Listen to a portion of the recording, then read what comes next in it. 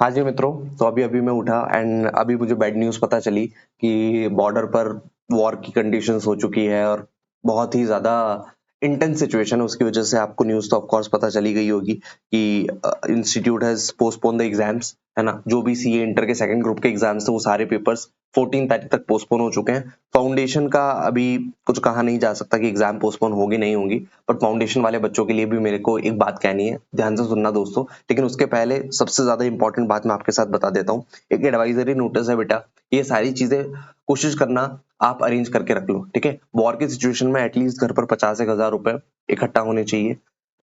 अपनी गाड़ी में पेट्रोल डला हुआ होना चाहिए। मेडिसिन वगैरह होनी चाहिए, जो फर्स्ट एड वगैरह जो होती है कि बुखार दर्द वगैरह के हिसाब से फर्स्ट एड, बैंडेज वगैरह सारी चीजें होनी चाहिए। एटलीस्ट नॉन पेरिशेबल फूड वगैरह, क्लीन ड्रिंकिंग वाटर के थोड़ा सा स्टोरेज अगर आप रख रखो तो बहुत बेटर रहेगा। पावर बैटरीज वगैरह, इन्वर्टर हो गया, बैटरीज वगैरह अगर आपके घर पर हो सके तो आप इनको भी रख लो। इंपॉर्टेंट डॉक्यूमेंट्स आप संभाल के रखना।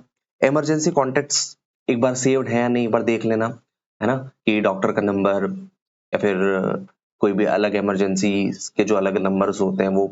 फर्स्ट एड किट आपके पास होनी चाहिए। टॉर्चेस हो गया, कैंडल्स हो गया, मैच स्टिक्स वगैरह हो गया।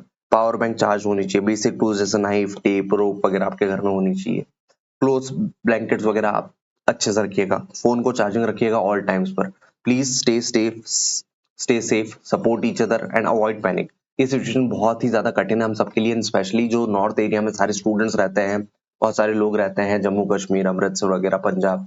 मैं आपको बता दूं, ये बहुत हमारे लिए एक ऐसा पॉइंट ऑफ टाइम है जहाँ कोविड जैसा पॉइंट है कि हम सबको सेफ भी रहना है, सुरक्षित भी रहना है। बट एक बात हमेशा ध्यान रखना बेटा, हमारे हाथ में जो है हम वही कर सकते हैं, ठीक है। हमारे सैनिक बॉर्डर पर, सैनिक पर जवान खड़े हुए हैं और इसीलिए आज हम सुरक्षित महसूस करते हैं अपने आप को।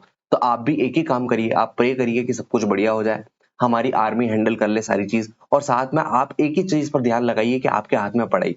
अभी फाउंडेशन के एग्जाम्स पोस्टपोन नहीं हुए हैं, मैं उनको यही बोलना चाहता हूँ, रिदम मत तोड़ो, पढ़ाई पर फोकस रखो। चीजें जैसी भी होंगी पता चल जाएगी, न्यूज बहुत सारी इधर उधर फैलेगी, बट आपको एक ही चीज पर ध्यान रखना है कि मुझे ऑफिशियल हैंडल्स पर जो न्यूज आ रही उसी को सच मानना है।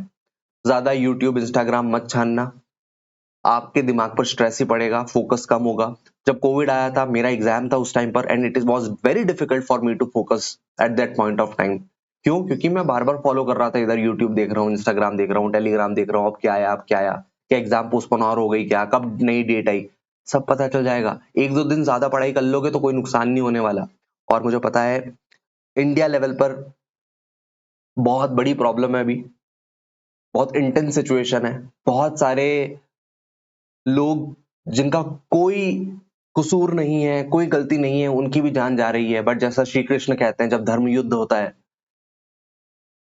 तो बलिदान देना पड़ता है।